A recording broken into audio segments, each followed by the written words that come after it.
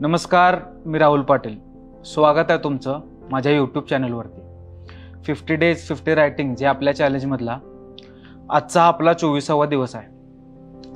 आजचं आपलं रायटिंग संगतीबद्दल असणार आहे. कालचं रायटिंग हे चांगल्या संगतीबद्दल होतं, तर आजचं रायटिंग हे खराब संगतीबद्दल असणार आहे.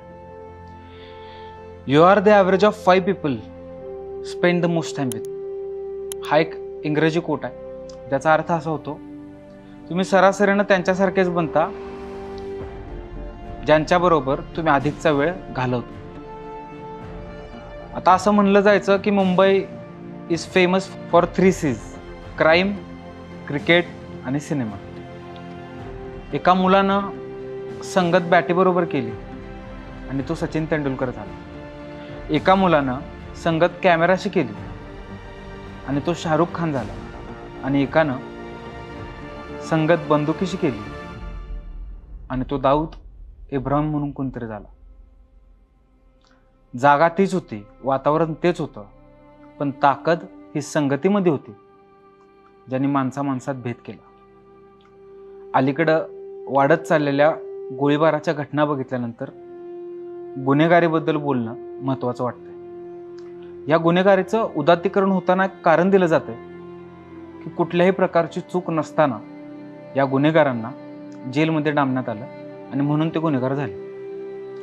इतिहासामध्ये जर आपण बघितलं तर आफ्रिकेमध्ये वर्णविरोधी कारवाया करतोय, वर्णविरोधी लढा उभा करतोय.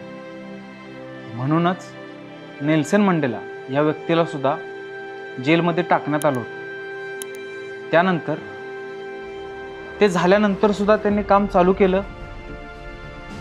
म्हणून मग त्यांना 27 वर्ष जेलमध्ये डांबण्यात आलं आणि कारण देण्यात आलं की त्यांनी राष्ट्रद्रोह केला.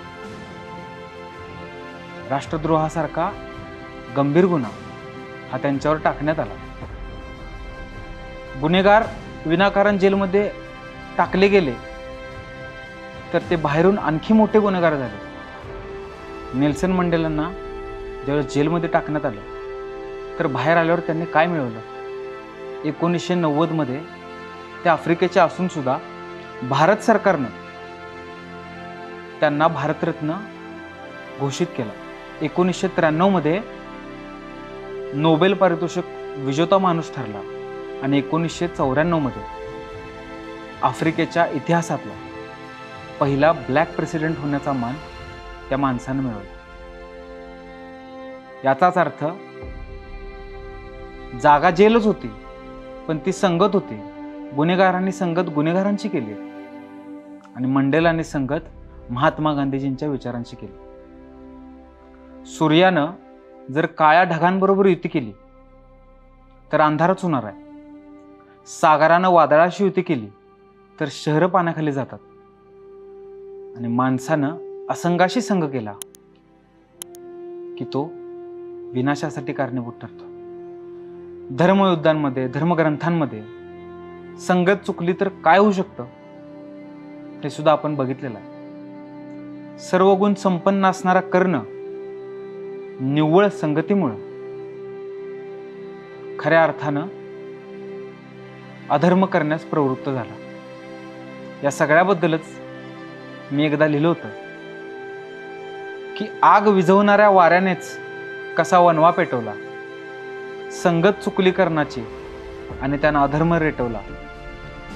गोडवाच संपला पाण्याचा ज्यावेळेस नदीला कुणीतरी समुद्र भेटवला. धन्यवाद.